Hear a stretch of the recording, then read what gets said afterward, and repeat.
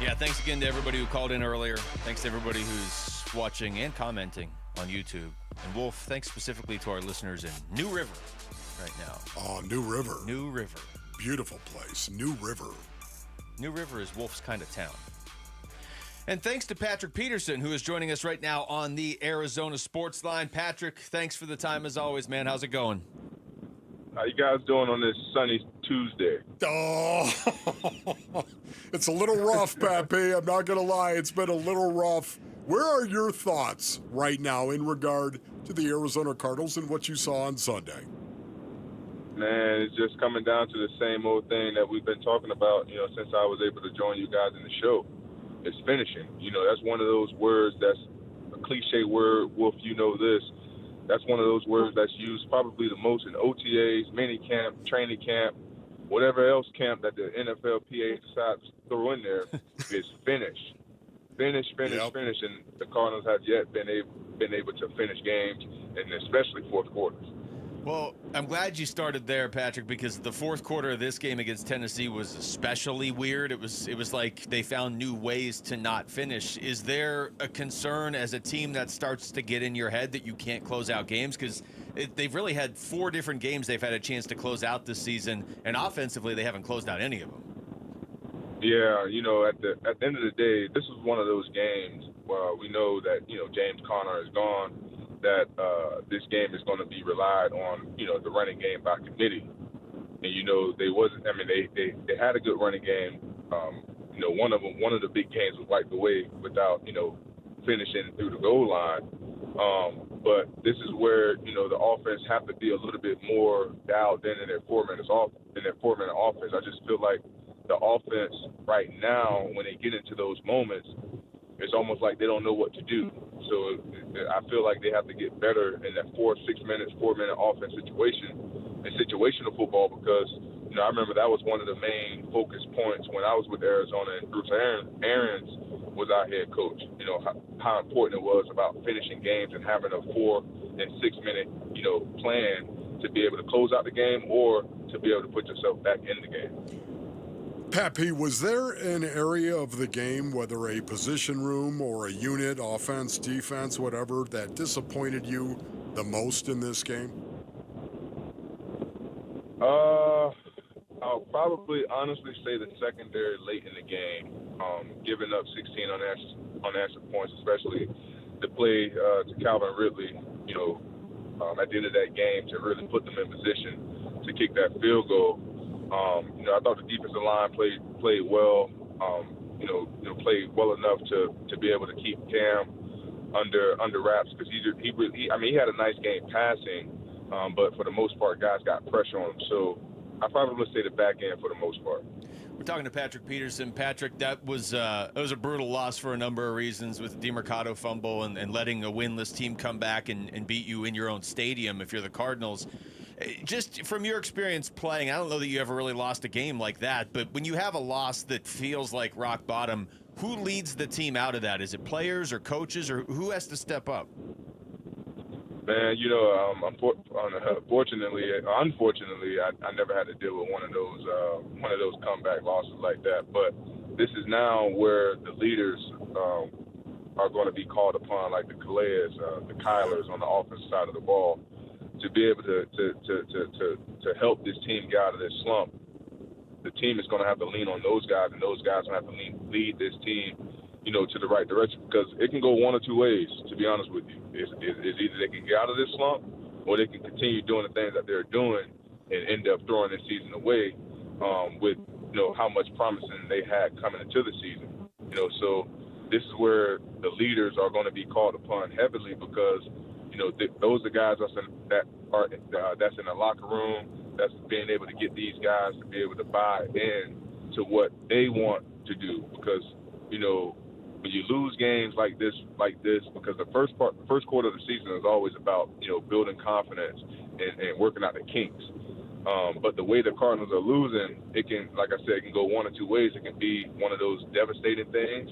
But then you got to lean on your leaders to be able to not allow things like that creep in and help the team understand that there is still a long season ahead of them. Pepe, I just got to ask you this personally.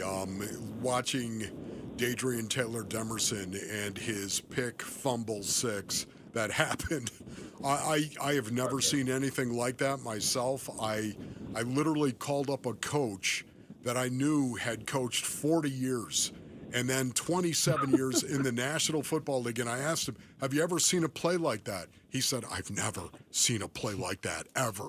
So I'll ask you, Pappy, have you ever seen a play like that?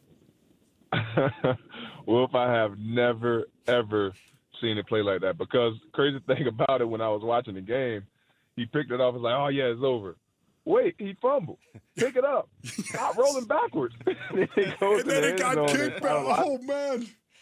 I know then Tyler Lucky behind was there to end up recovering the ball to help them get that touchdown. But that was one of the craziest plays,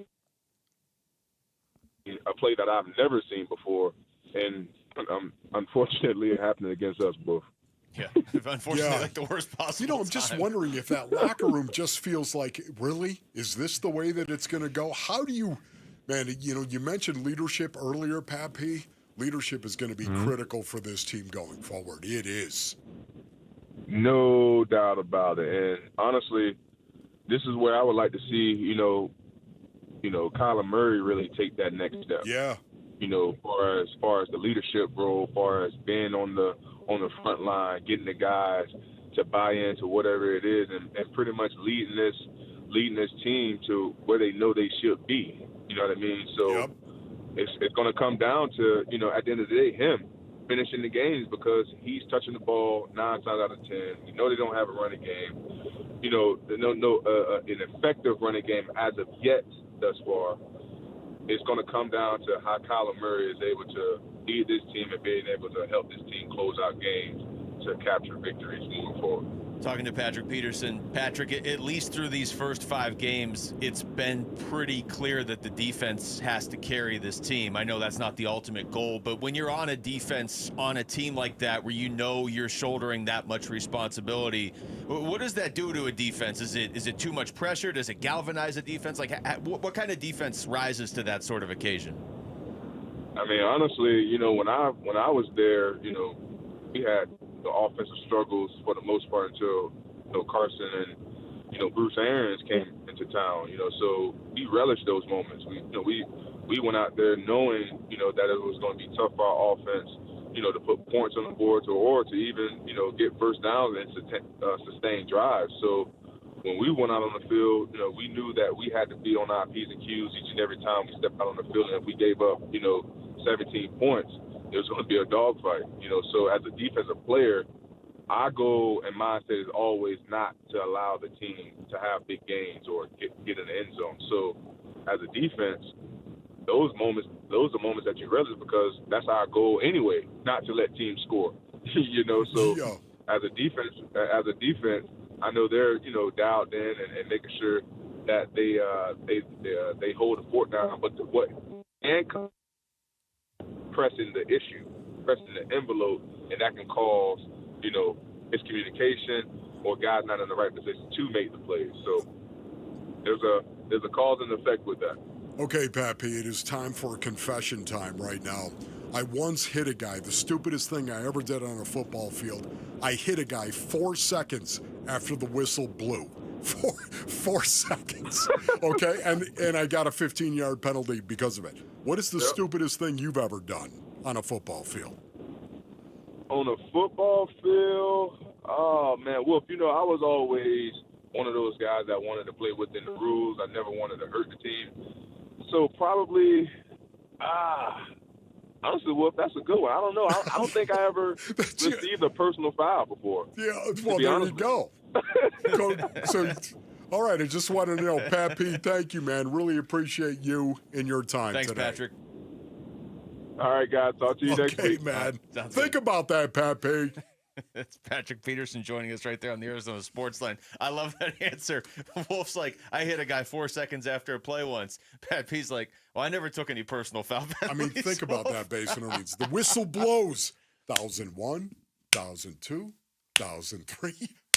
That's a long time. I'm just Wipe gonna them out. assume if that's not something you made a habit of doing, and it isn't, you probably had a pretty good reason for why you did it. I did. Even if you shouldn't have done it, I think you probably had a pretty good reason for why you did do it. True. Thanks for watching Wolf and Luke. Tap to see more and click the button in the middle to subscribe to Arizona Sports.